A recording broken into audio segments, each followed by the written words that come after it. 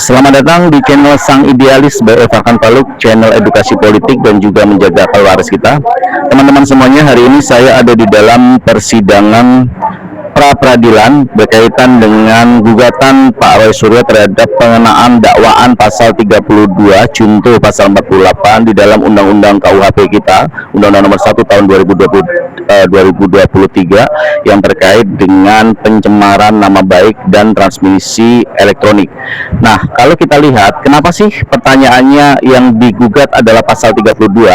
Kalau kita lihat dari dakwaan yang dikenakan oleh jaksa penuntut umum dalam persidangan yang kemarin dilakukan kepada Dr. Tifa, yang notabene akan sama dakwaan yang diberikan kepada Dr. Tifa dan juga kepada Bang Roy Suryo, maka kita melihat dari pasal-pasal yang dikenakan oleh JPU, yaitu pasal 434, pasal 441 dan pasal 126, dakwaan primernya dan juga dakwaan subsidiarnya pasal 433, 441 dan 126.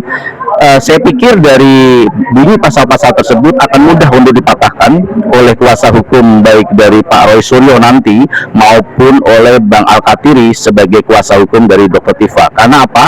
Karena di dalam pasal 433, 434 dan 441 itu ada ayat yang akan bisa menjadi kunci dari mematahkan dari JPU, yaitu bahwa bukan merupakan tindak pidana, itu ada di ayat 3, bukan merupakan tindak pidana jika dilakukan untuk kepentingan umum. Dan ini akan menjadi jurisprudensi karena ada putusan KIP bahwa semua syarat administrasi pejabat publik yang berkaitan dengan mendapatkan jabatan publik, maka itu bukan menjadi ranah yang dikecualikan dalam Undang-Undang Nomor 14 Tahun 2008 tentang keterbukaan informasi publik.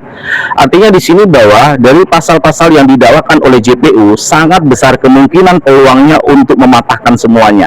Nah, kenapa yang digugat adalah di pasal 32 Undang-Undang Nomor 1 Tahun 2023? Karena pasal ini lebih kepada multitafsir, multi interpretasi, sehingga subjektivitas hakim sangat besar perannya di dalam memutuskan pasal ini masuk atau tidak di dalam dakwaan perbuatan yang dilakukan oleh Dr. Tifa maupun oleh Roy Suryo. Jadi kenapa saya menganalisa bahwa perjalanan pra-peradilan ini akan sangat menentukan bagi hasil dari vonis yang nanti akan diberikan majelis hakim terhadap sidang pokoknya, yaitu tentang pencemaran nama baik yang berkaitan dengan pasal yang tadi saya sebutkan, pasal 433, 434, 441 dan pasal 126. Karena jika ini nanti bisa dipatahkan ya di pra-peradilan, pasal 32 junto pasal 48 ini benar-benar bisa dipatahkan, maka saya optimis sekali semua tuduhan atau semua dakwaan yang dilakukan oleh JPU itu akan bisa dipatahkan oleh kuasa hukum baik Roy Suryo maupun Dr. Tifa. Kenapa?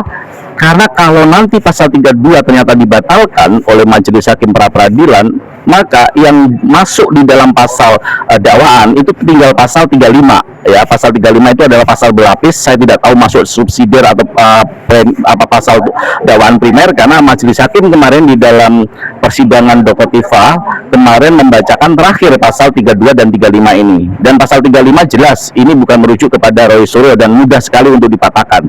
Jadi itu teman-teman semuanya, kenapa pra-peradilan ini berkaitan dengan pasal 32 yang dituntut. Karena pasal 32 ini benar-benar pasal yang sangat riskan bagi perjalanan persidangan Roy Suryo dan Dr. Tifa. Karena pasal ini sangat multitafsir dan sangat multi interpretasi, sehingga ini akan sangat merugikan bagi pihak Roy Suryo jika hakim nanti tidak objektif.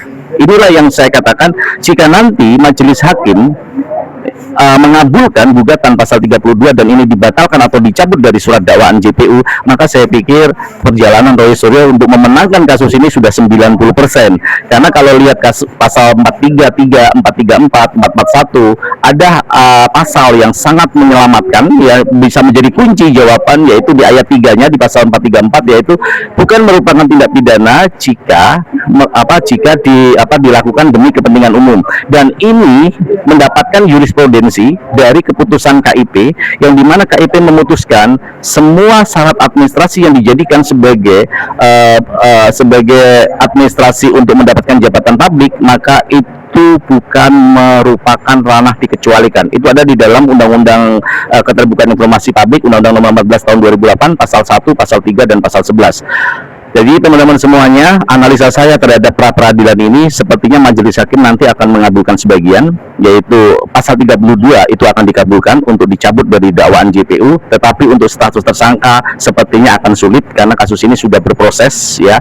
Bagaimana registrasi kasus ini sudah terregistrasi di Pengadilan Negeri Jakarta Timur untuk Pak Roy, yaitu nomor 300/PIT/2026 Pengadilan Negeri Jakarta Timur. Jadi teman-teman semuanya, analisa saya bahwa gugatan 32 pasal 32 junto pasal 48 ini akan dikabulkan, tetapi untuk status tersangka sepertinya akan sulit. Tetapi jika ini yang terjadi, maka Pak Roy Suryo sudah memenangkan peperangan tanda petik ya di pengadilan, itu 90% bisa memenangkan, karena pasal-pasal yang lain yang dituduhkan itu sangat mudah untuk dipatahkan. Apalagi sekelas Bang Refli Harun, sekelas Bang Gofur Sangaji, sekelas Pak Al-Katiri ya, ini akan mudah sekali mematahkan 433, 434, 441 dan juga pasal 126, karena ada jawaban kunci di sana, yaitu terkait dengan ayat ketiga bahwa bukan merupakan tindak pidana jika demi kepentingan umum. Jadi terima kasih teman-teman, saya akan masuk ke dalam dan akan melive-kan acara persidangan sepertinya sudah mau dimulai, dan sekali lagi saya katakan bahwa ini adalah bagian dari perjuangan kita untuk supaya mengawal kasus ini dan hukum dijadikan sebagai panglima, dan hukum benar-benar equal before the law seperti apa yang ada di dalam Undang-Undang Dasar 1945 pasal 27, setiap warga negara mempunyai kedudukan hak yang sama di depan hukum. Terima kasih teman-teman semuanya, salam perjuangan.